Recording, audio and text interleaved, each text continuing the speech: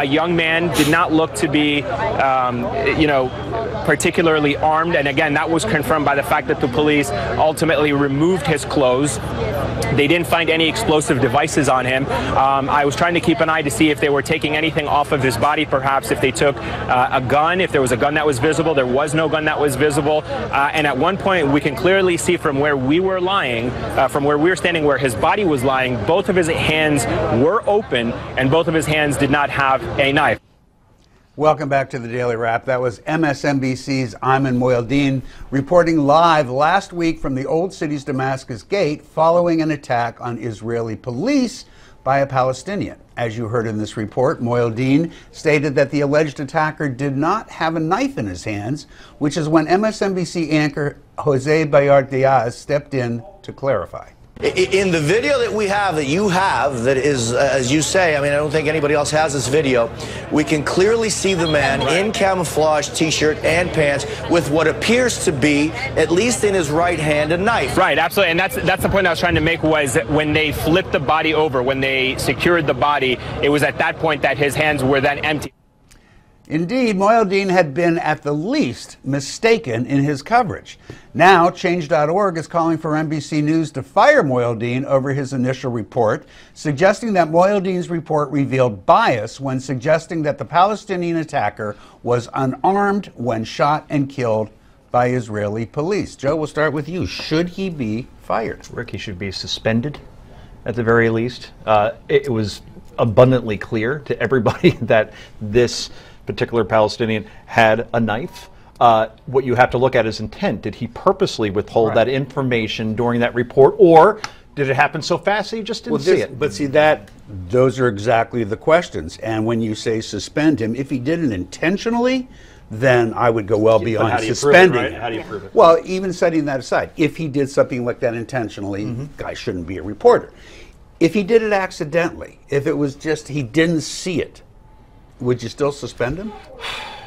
I would take him off that beat for a while, because clearly... Which they've done before, by the way. Yeah, and probably should do it again. Look, he should be apologizing at the very least, and with apologies comes accountability, and accountability should be, you know what, we're taking you off this beat for a while. Clearly, you can't handle the pace of seeing a guy clearly run by you with a knife and saying he was unarmed. Naomi, what do you think? I think a few things here. You know, he is a reporter, and he's supposed to be nonpartisan, clearly, and he's sent in the Middle East with a clear understanding of conflict and an expertise in this area. You can't question that, and he does have a reputation for having a certain perspective, as does everybody at MSNBC, to be fair. Right.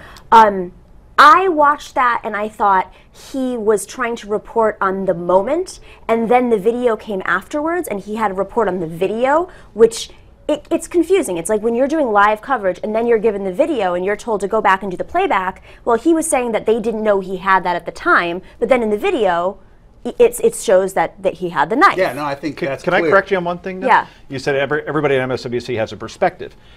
They are trying to change that, where they have hard news reporters. They brought in Brian Williams. Well, right. But I'm saying that you have opinion people, you have reporters, and he's supposed to be a reporter, not offering an opinion. That was not an opinion show that he was on saying. No, but he also has a track record of being pro-Palestinian. That's where the whole side of it. So the fact that they've got him covering and you expect it to not be biased is very ignorant. Well, I mean, going into this. Well, Fletcher is pro-Israeli, to be fair. And that's what I'm saying. Put both of them Let me ask that question. If they were sending a report over that was pro-Israeli, like Richard Engel, would that trouble you? It would, but to sit there and say, Richard, but that's a quick. Okay, no, would that trouble me? No, because I'm actually pro-Israeli myself. So you're okay. So I'm okay with on the outside, of course. That's allowed on that side of it. I'll let that stand. MSNBC especially. Guys, let me move on, please. As troubling for the Mohyeldin report was for many, MSNBC appears to have compounded the problem when they ran a graphic on the air depicting Israel as having stolen land. That's not the graphic from the Palestinians.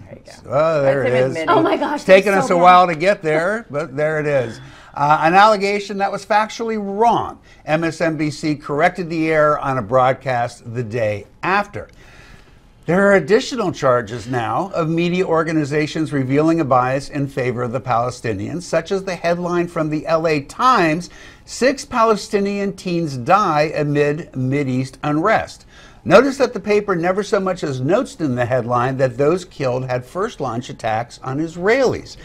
So are the American media organizations are there some that are actually biased against Israel? Quick answer. I 'cause think we're short on absolutely time. worldwide. I think we're becoming anti-Semitic in this And what about country you, and in journalism. Naomi? I think that the LA Times has a reputation for being fair. They go through editorial decisions carefully. I don't know if Joe, it's what part do you think? Do we have organizations biased toward the Palestinians? Trust in Okay, and media I is wanna at turn this around. 23%, and there's a reason for it. Okay, Yes, now do we yes, have media yes. organizations that are biased for Israel? Of course. Do we? Naomi? But not yes. as many. Do we, Not Scotty? near as many. Actually, what is And that? I'm trying to think. totally I'm disagree trying to with think that. what they I would totally be. By the In way, America. you may be May right, be right. actually. In I don't America? know. I don't know, but trying I'm to wondering think what what they you're would be. basing that on when you say not as many. We gave I examples gave of all We the gave example of anti-Israeli. one. Well, LA, MSNBC. MSNBC. All right. Do LA you guys Times. think that the American media is biased for or against Israel? Let us know at newsmaxtv.com/comments. Coming up, we're talking to the man credited with bringing down CBS's Dan Rather in that famous Memo Gate scandal.